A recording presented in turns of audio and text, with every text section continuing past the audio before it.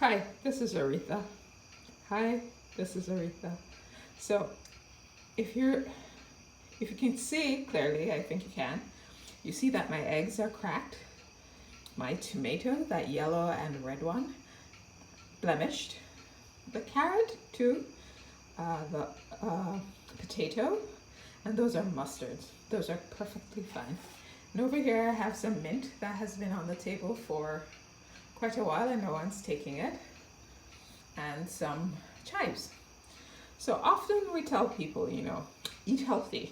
Most people don't eat healthy because they can't afford it, not because they're just dead set against it. And also, healthy versions of food that is presented to them is not in keeping with their culture or taste buds. So who's going to do it? So I'm taking something here. These are ingredients that are on the verge of going bad. Some people would say they're already bad, but something you can do is, I like to go to the farmer's market at the end of the day when they have to go away and there's some smushy tomatoes or some tomatoes they don't want to take back. And then I would make a big pot of sauce, especially now that it's fall. But yeah, same thing my ancestors did. They took the worst things, the scraps that someone left, and coaxed the most delicious flavors out of them.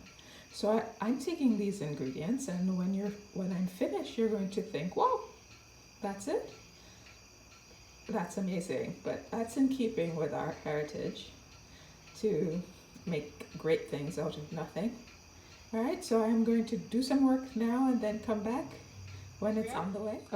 Now, this is just a starting phase. So the tomatoes, I didn't get the whole tomato, of course. I told you it was not, you saw it was not totally good. The greens, the mustards, oh, I love that spicy, peppery kick to it. These are the potatoes and the corn. Well, I left another one because I might have to put it in the fridge instead because I don't want to eat that much. I missed lunch, but also my mind is telling me I want to eat more food than I'm going to actually eat. About the eggs, the membrane thing, see, it's not broken. So again, if you're going to go to the farmer's market and get cracked eggs, ask someone for that. Make sure that membrane isn't broken. That means bacteria hasn't been able to go into it. Same thing here. So it's cracked, but still not pierced where liquid is flowing out. All right, so this is the phase of where I am. And then you're going to see me again cooking in the compost pile. I like to keep a compost pile just right next to me. As you already know, the food was already passed, and I don't want to have that stay inside and create worse odors than I have to have. Yeah, but I lost a lot because, again, it was not the best. It was going to get bad, but there are parts of it that's still amazing that can make something wonderful. All right, so we'll be back in a few minutes. I tell you, if I'm going to splurge on anything, it's going to be oils. I love olive oil. I use sunflower oil. I use grapeseed oil. I use coconut oil. It adds a different flavor.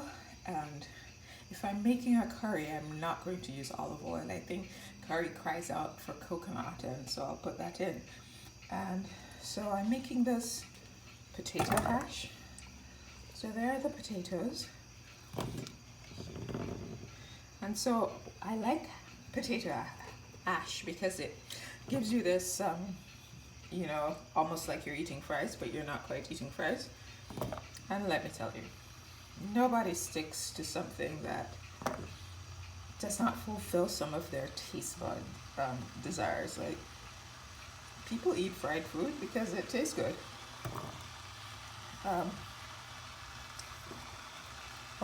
Or we've grown accustomed to it. Sorry, choking on raw corn.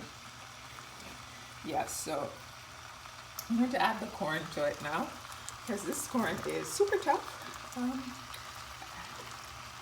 wasn't used as soon as it was supposed to be used.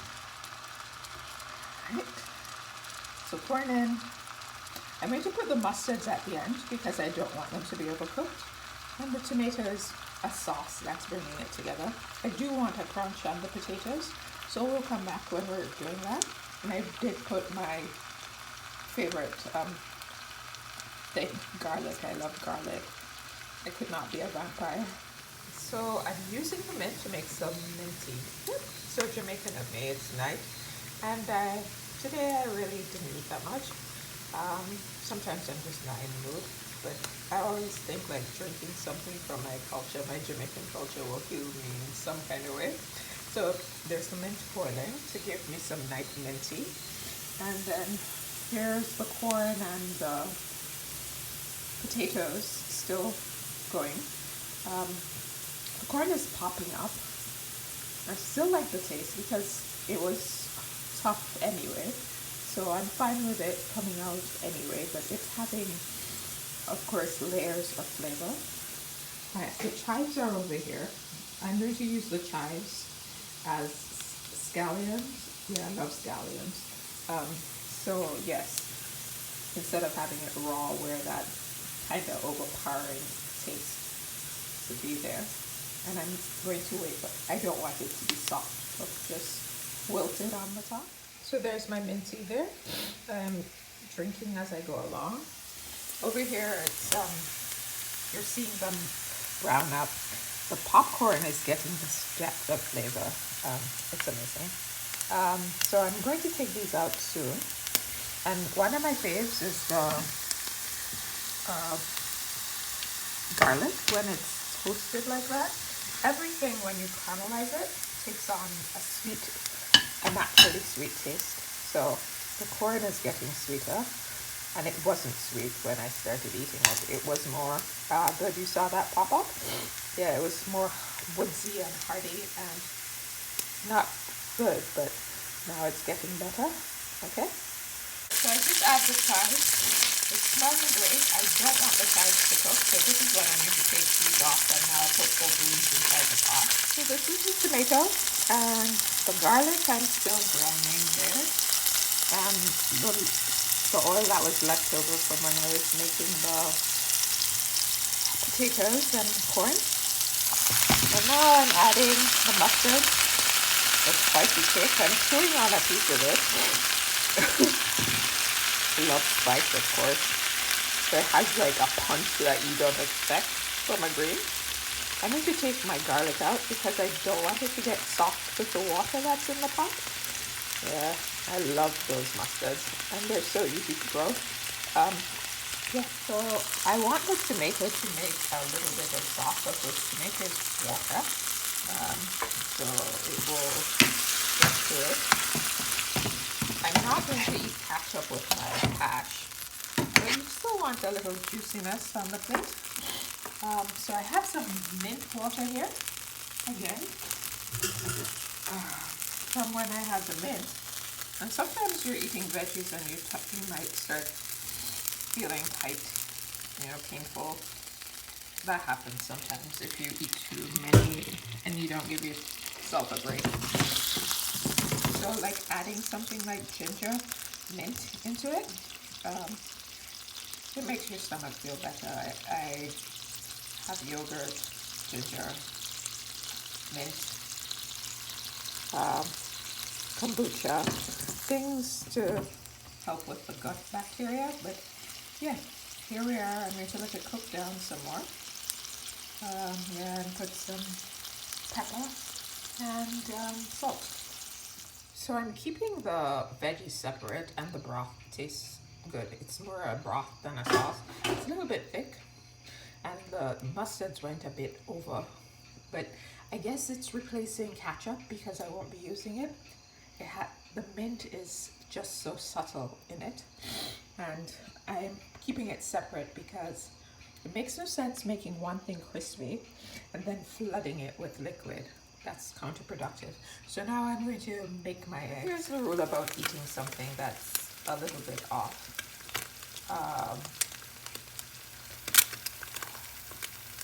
one of the eggs I broke, it was not looking good, so I got rid of it.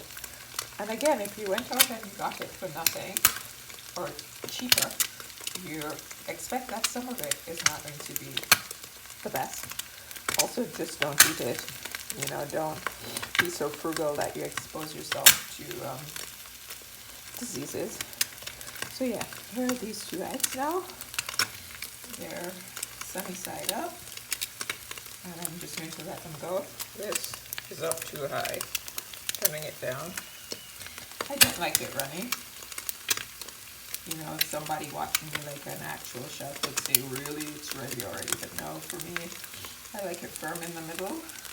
Don't want to feel I'm eating raw eggs. Not appetizing to me. So yeah, this is it. The veggies over there taste delicious.